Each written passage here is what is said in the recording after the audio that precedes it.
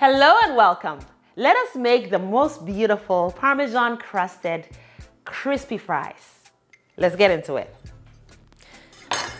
You need 4 russet potatoes. You're going to peel them first. And you can use a potato peeler for this or your knife.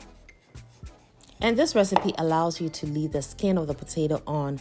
If you decide to do that, you just want to scrub it and wash it thoroughly because of the soil. And then you want to cut the potato so that you have a flat surface to work on.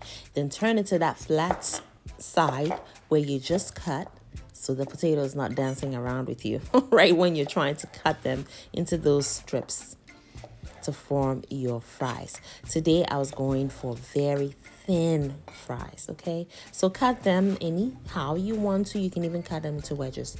No problem at all. The flavor is what we're going for, and trust me, this recipe will give you flavor. Now I've stuck them and I'm cutting them into very thin fries.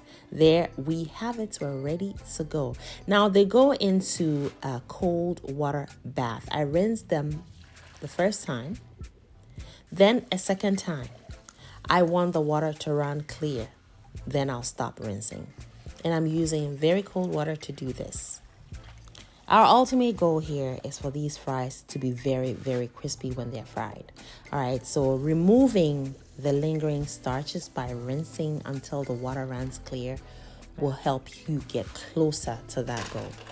Now, using cold water also helps a great deal because you know what? When you use warm water, the starch in the potatoes tend to relax and the potatoes start getting limp even before you fry them, which defeats the entire goal. So use cold water to jumpstart the crisp for that crispiness in the end.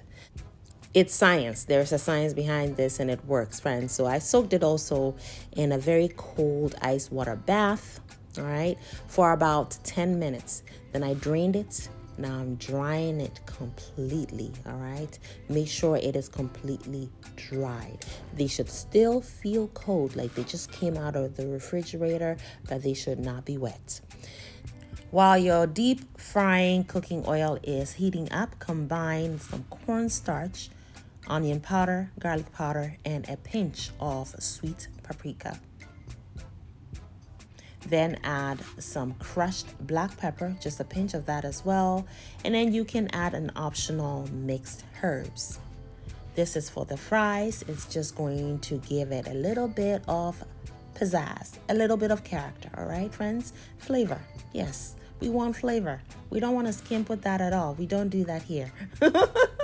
All right, so now our fries are nice and dry. They still feel cold. So we want to bring it to room temperature before we put them in the oil. But before that, we're going to sprinkle our flavored cornstarch mixture. That's going to help the fries to become even more dry before they hit the hot oil. And that is also going to help them to crisp up sooner than later. So make sure you toss them and make sure that they are well coated evenly. Then we're going to double fry these. Yes, we're double frying them. You know why? Because we want the outer coating to be crispy.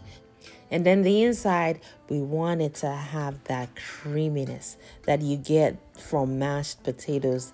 Yes, absolutely gorgeous. That's what we want. So we'll double fry these, all right, on medium-high heat for about 2 minutes. And you want to do this in batches. You don't want to overload the hot oil with the potatoes. Now, when they come out of the oil the first time, you want to put them on a rack. Yes, please, have them spread out on a rack so that the room air can cool them down. You want to bring them to a cool down temperature before they go back into the hot oil. That way they crisp up very quickly, leaving the inside creamy. If the oil is not hot enough when they go back in the second time, so the second time we're frying on high heat for a very, very short period of time so that the outer layer will crisp up quickly, leaving the inside creamy still. All right. So if the oil is not hot enough, well, what happened is the entire strip or fry will crisp up, which is great, which is fine. But today we want the inside to be creamy. So that's how to go about that. So you fry it the second time when it goes back into the oil for about a minute or a minute and a half. And that is all she wrote, friends. While it's still hot, we've drained the excess oil into the paper towel. Take the paper towel out and immediately go in with your grated Parmesan cheese. Freshly grated is always best. And then add some dry parsley, not fresh. If you add fresh parsley, remember fresh stuff always has moisture. So it's going to take away from the crispiness, which we don't want. Toss it up and down, and now you seasoned your fries because Parmesan cheese is full of salt, it's full of sodium, so we don't need to add any salt to this. And let me tell you, hey, these fries are some really good fries, friends. These fries will make you happy. I don't know what else to tell you. It'll just make you very, very ecstatic. So hopefully you'll give this also a shot. Thank you so much. Is this not just absolutely stunning? It is. Thanks so much for watching. Make it a great day and have fun, especially in that kitchen. Thank you, beautiful person, for watching the video all the way to the end. Kindly leave me a comment and subscribe down below, and don't forget to share the video as well. Also, watch more videos. It is chop time, and here in Anaba's kitchen, chop time is always yes, friends. So pull up a chair. We are all friends and family here.